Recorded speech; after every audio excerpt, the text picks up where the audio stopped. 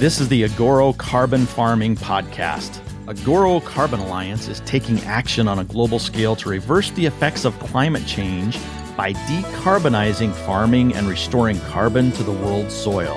On this podcast, we're going to explore carbon farming from the soil to the atmosphere and how it affects everyone in between. To learn more, visit us at agorocarbonalliance.com. Thanks for joining us again on another carbon farming episode of this podcast. We're glad that you've joined us. We hope that you can learn a little bit more about the carbon marketplace, carbon farming, what it all means, and maybe identify whether it's right for you or not. Today, we're going to dive specifically into ranching. We've talked about farming quite a bit on the episode, field crops, row crops, but today we're going to get more specific into ranching and how there may be an opportunity for you, if you're a rancher, in taking advantage of this carbon marketplace. Our expert today is Brekke Munks. She comes to us as an agronomist from Agoro Carbon Alliance, and her educational background is ideal for what she does for Agoro. She has her undergraduate degree in biotechnology animal systems, which we'll have her explain that a little bit more. She has a master's degree in plant science and a Ph.D. in agronomy with a minor in statistics. Brekke, I understand why plant science would play into this. How does statistics play into what you do today with Agoro? I'm curious. Well, because of my heavy science background, instead of farming statistics out, I might be a little bit of a control freak and absolutely like to know what my data is saying. And the best way to do that is to understand stats. We're going to geek out on that a little bit. There's a lot of science involved in carbon farming, and we're glad that you're part of the Agoro Carbon Alliance and can bring that science background and help us understand a little bit more. Today, we're going to talk about how ranchers might be able to benefit from the carbon sequestration. Can you tell us a little bit about the programs that Agoro Carbon Alliance offers to ranchers? So it is a fairly new offering. We have 3 specific management practices that ranchers can either stack or do individually. Our first one is improvement of rotational grazing, or even starting rotational grazing if they're doing conventional grazing as of right now. The second one is minimal nitrogen addition to their grasses or their pastures. And then the third option is increasing the biodiversity of that forage system. So essentially interseeding another forage that would be optimal and meet the needs of what you want for your herd. In your experience living and growing up in Wyoming, are these practices that ranchers are currently doing? Are these a practice change? These are definitely are capable of being a practice change. Often producers don't fertilize grasses or pasture lands unless they're doing mass hay production because the money isn't there or they don't get the bang for their buck essentially for fertilizing if it's just a forage system. That being said, when you increase the biodiversity of a forage system, you increase its overall health. You change its soil microbiology, you change its ability to be more resilient, as well as if you choose a specific species for a targeted need, like you need more protein or you need a better quality fiber for your cattle or your herd, that changes the overall health of your animal. And then more importantly, when you change your grazing pattern or alter your stocking rate, that has huge ramifications for soil health as well as water holding capacity. And in the long term can really change the overall dynamics of your production system. One of the things that I am continually amazed at is the practice changes that we are suggesting are not just to improve carbon sequestration, but they're also great for the farm. The practice changes that Agoro Carbon Alliance offers should be seamless in your current production system. And that being said, not only are we interested in it from the standpoint of carbon sequestration, but we want to make sure that we are in fact taking these production systems and making them sustainable for the long term. And that means that we have to focus on the overall health of the farm system or the ranch system, and just not targeting one aspect, if that makes sense. It does. And one of the other things that I think is really important to know is that if you sign up with Agoro Carbon Alliance for one of their programs, Agoro is not mandating you to do this and this and this. What Agoro does is lays out, here are some options that you can do for your farm. And if it makes sense for you from a production standpoint to implement this versus that, then you can do whatever you want. For example, this forage diversification, we're not saying or mandating that you need to have 5 different species of these specific plants that you need to plant, right? Can you explain that a little bit? You've said it very well, but to further that, we are not putting in a specific cocktail, essentially, that is one size fits all. We're signing acres clear across the United States, and ranching systems in Maine are not the same as Arizona or the same as Wyoming or the same as Florida. And species that work in Wyoming are not going to work well in humidity and environments that are subtropical. And we have to factor that in. The team of agronomists that Agoro has, we're here to help the producer choose a species if that's what they want to do, but we will sit down with that rancher and ask specific questions about, okay, do you have issues with alkalinity? How's your pH? Do you have issues with runoff?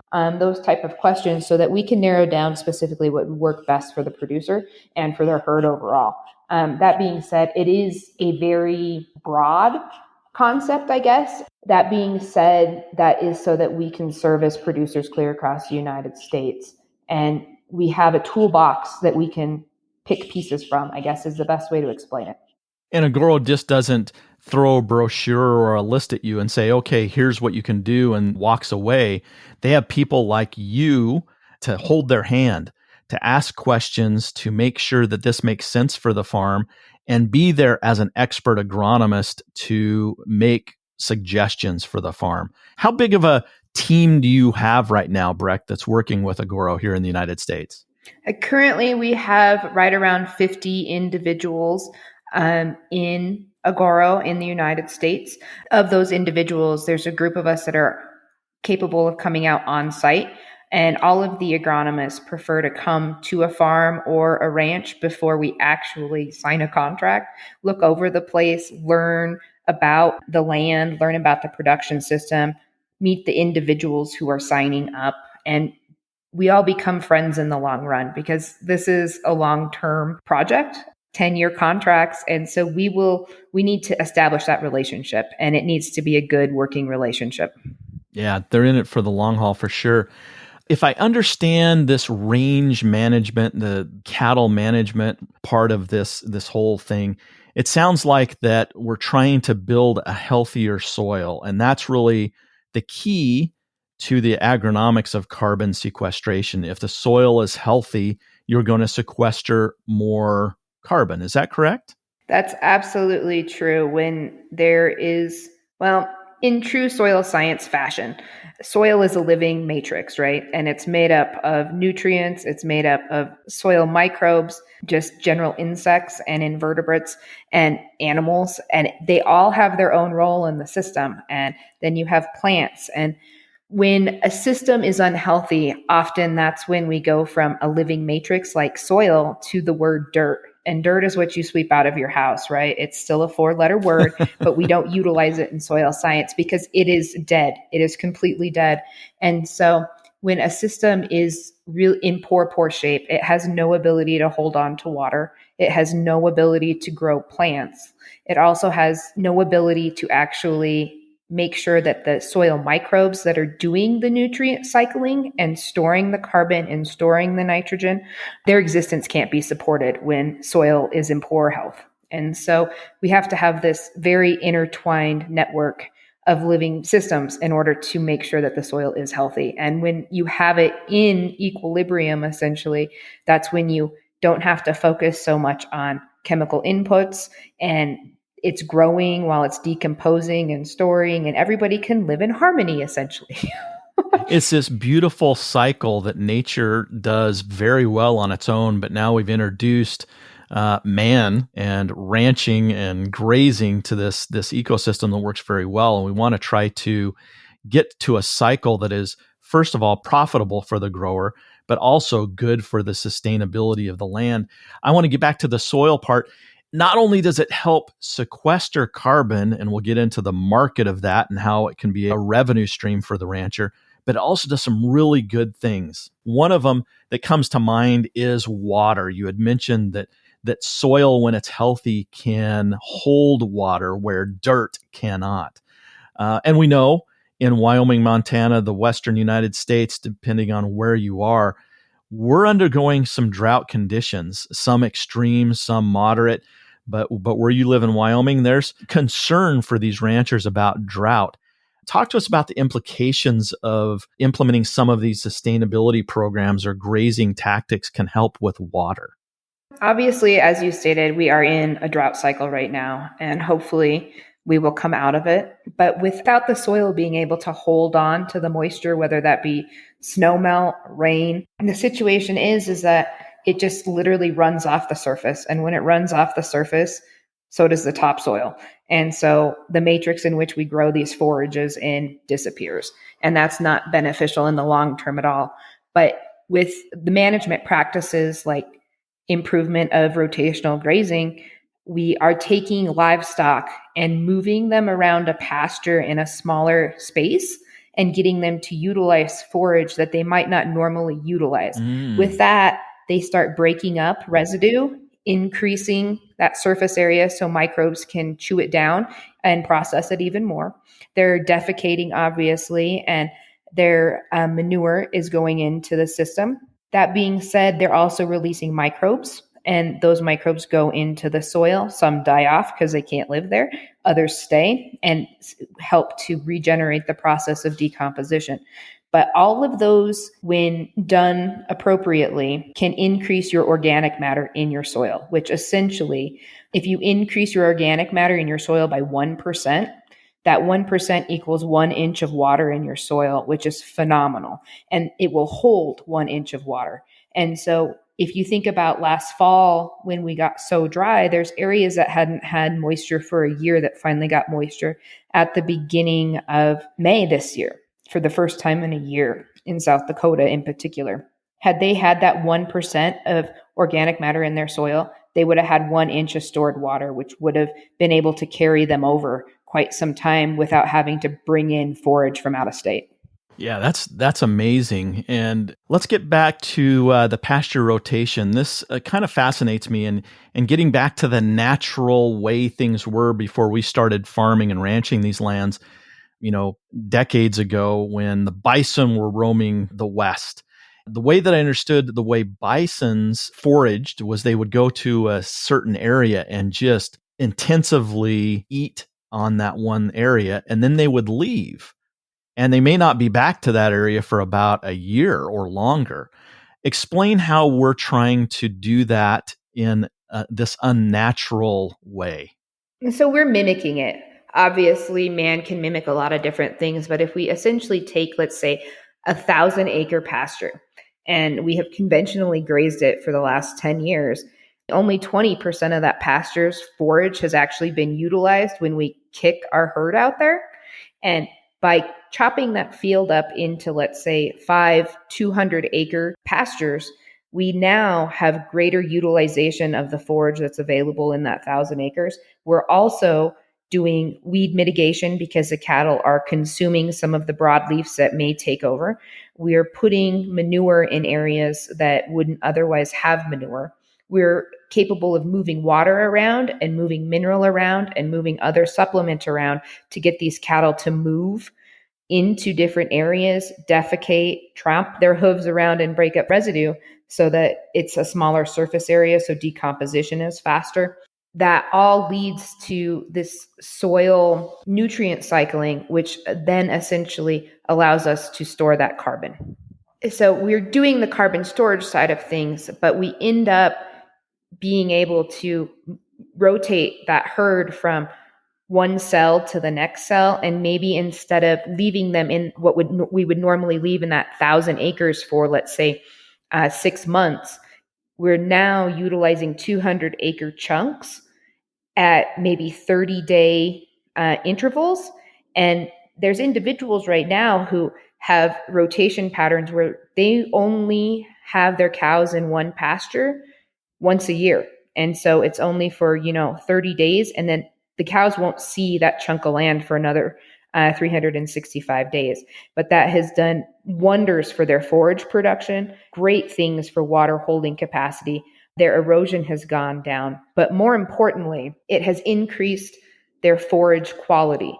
And when you increase forage quality in any herd, whether that be a goat, a horse, a bison, a cow, a sheep, you end up having benefits that often people don't talk about, but the rancher sees it in their bottom line because their herd health goes up, their conception rates go up, their weaning weights go up, the stress goes down on mama cows and on calves.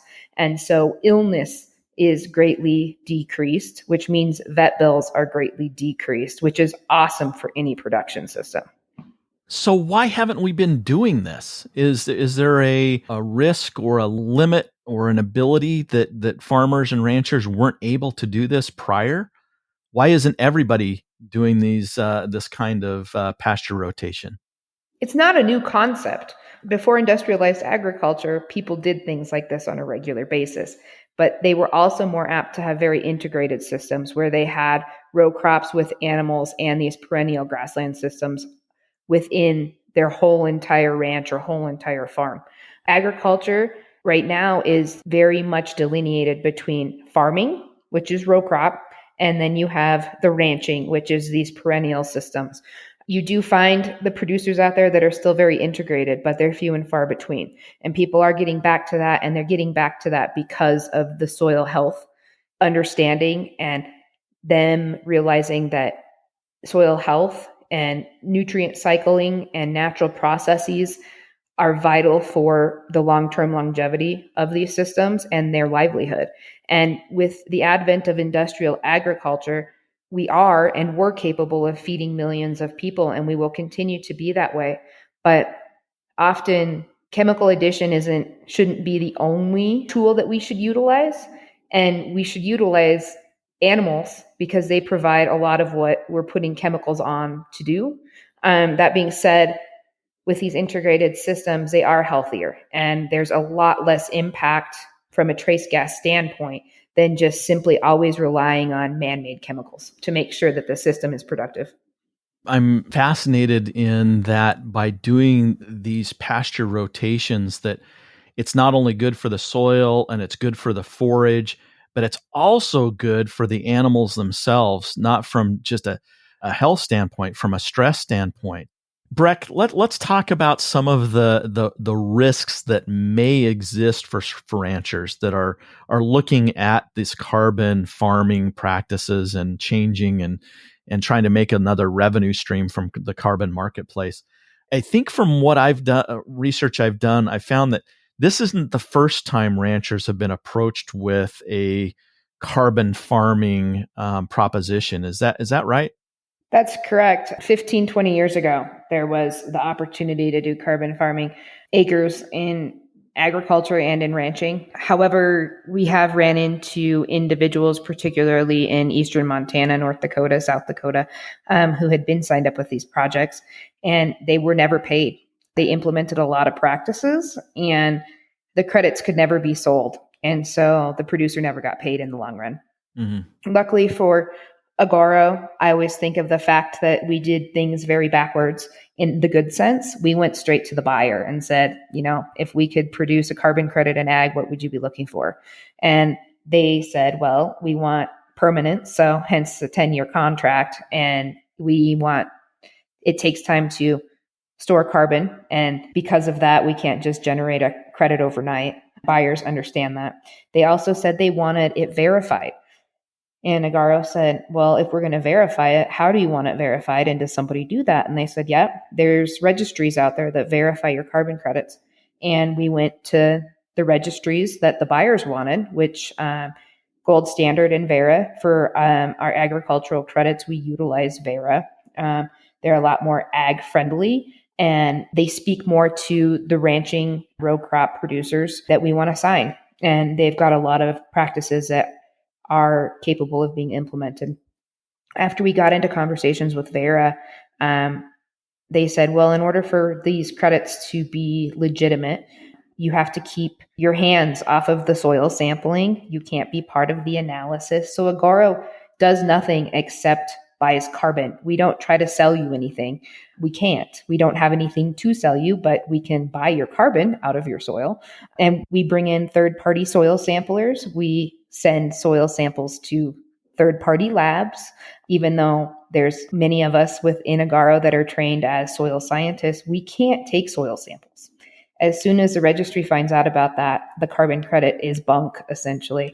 And we don't want that to happen, because we want to be able to have a legitimate credit to sell at the end of these life cycles. And then Vera said, well, these are the methodologies we have currently. You can write new ones if you would like to, and we will see if we will approve them. But see what you can offer to ag. And so that's what we went ahead and did. And we started offering the row crop methodologies. And then we started offering, as of October of 2021, grassland practice implementation management options for carbon credits to producers. And that's where that rotational grazing, minimum N input, and biodiversity come into play. That's really interesting, because you've stacked it with the whole value chain, which should calm a rancher's nerves a little bit about, am I going to get stung again by this? If I sign up 5 years from now, am I going to get paid? And I think that what you've just described is the process that we followed. I think one of the key drivers here is that there is a demand for carbon credits. So that's not going away. The other thing that I think people should know is Agoro is not a fly-by-night organization. Even though you've only been in the marketplace for a little over a year now, it's backed by Yara, which is an agricultural company that's been around for over 100 years. And so Agoro is not, at the whim of venture capital or anything like that. It's backed by a very strong agricultural company that's been around for a long time with deep agronomic knowledge. So I think that that's also important to maybe curb that risk that you may have if you're listening to this. The one question I do have for you, Breck, let's say that somebody 15 years ago said, I'm going to sign up on this program, or throughout the years, they've been saying, I want to do these practice changes that are good for my soil, good for my forage, good for my cattle, and they've already implemented some of these practices. Can they still take advantage of the programs that you're talking about with Agoro Carbon Alliance? They should still call, because the number one thing is we will show up. We will assess the situation. There is generally always some form of improvement to a rotational system in which we can do. And more importantly, we can always interseed another species, and that will get you enrolled, which is fairly simple. But doing that improvement to rotational grazing, we can usually find a place to alter days that the cattle are grazing in a particular pasture. Like I mentioned before, moving supplement around so that they are utilizing a different location in that field than what they would normally be utilizing as their feed grounds. And then it's generally pretty simple to get producers to sign up or get them enrolled with minimal nitrogen input, because quite often ranchers, like I said before, are just not utilizing N in these pasture rangeland settings, just simply because they haven't felt the need to before. There hasn't been a revenue stream to support it. Right. If this sounds interesting at all, I would recommend getting a hold of Agoro and having one of their agronomists come out and just lay out what are the options. The thing that I've noticed from this group that I've talked to many of them, it's not a pressure sell. They're going to talk to you about your farm and your ranch and what opportunities may exist on your ranch, then make some suggestions. And then whether you decide to do it or not, that's up to you. But I think that that's the important piece, is to try to get a hold of one of our team members and talk to them. What's the best way to do that? If someone is listening to this, where can they go to get that first appointment? Ideally going to agorocarbonalliance.com and signing up there. Essentially, by putting in a little bit of information and what you're interested in, you will be put in to our system, and then an agronomist within your region will reach out to you. What regions are you currently supporting right now in the United States? For grasslands, we're supporting every single state in the United States as of right now. My particular territory is not limited just because of my grasslands background. I originally was hired to do Wyoming, Montana mainly, and quickly found that I was doing grasses across the whole United States, which is awesome because I get to compare systems, and I prefer not to just be limited regionally. I think that's great. And for those people that are ranching in Florida, they're excited too, because they've gotten to know you and through the podcast, and would be glad to have you down on their ranch down in Florida. Here's my tip though, Breck. Don't go to Florida in July and August. I agree. Don't go. It's terrible. I agree. It's the humidity. I will probably melt, right? I'm going to put you on the spot for my last question, Breck. We talk about this as an added revenue channel for a rancher. Is it worth it? What kind of money are we talking? So when individuals say, Breck, this is too good to be true, what's the loophole? I said, well, how much is that acre making you right now? And they'll give me a number, because it's generally based solely on the price of their cattle. Right. They're going to get the benefit to their cattle, but right now that soil is not making them any money. And so a ton of carbon right now, if you signed in on a contract, is worth $16.50 a ton. And so you have the potential to make that, and that's more than you're making right now, which you can make tomorrow, right?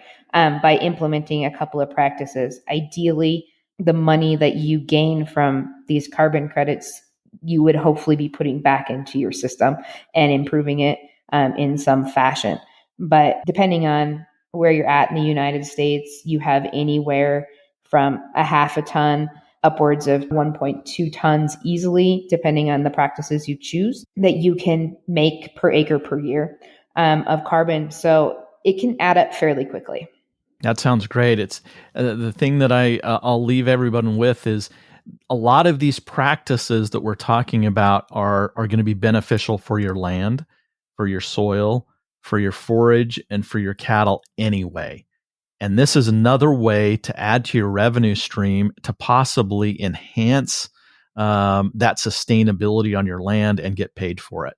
So please, if you're interested, reach out to agorocarbonalliance.com. There'll be some links in the show notes, as well as a phone number if you just want to call somebody and talk to them on the phone. We have somebody that answers phones, I guess. Do you answer the phones, Breck? I answer the phone all the time. Not just mine. No, I'm kidding. Yeah, we are on the phone quite often, and it's lovely. And that's one of the things, I guess, as an agronomist, I had never really thought about the customer service side of things. I inherently love to talk to people, but that is one of my favorite things about this job, is that you get to go talk to the producer and you get to be excited with them as they see their production system change, and you get to see it as well. But it's that constant contact that makes this program so incredibly exciting and capable of just blowing up. It's amazing. Excellent. Thank you, Breck, for coming on the podcast and sharing a little bit more about ranching. If you have any questions about how Agoro Carbon Alliance programs can help your ranch, please reach out to us. We'd love to hear. If there's questions we haven't answered, if there's risks that we haven't addressed, we'd love to hear those as well. Go to agorocarbonalliance.com. Make sure you follow us on the social media. We have all sorts of content out there. Our website at Agoro Carbon Alliance has a lot more information there too that can maybe answer some of your questions if you're a little shy and don't want to talk to people like Breck. But I would recommend talking to them. That's where you can get the real information.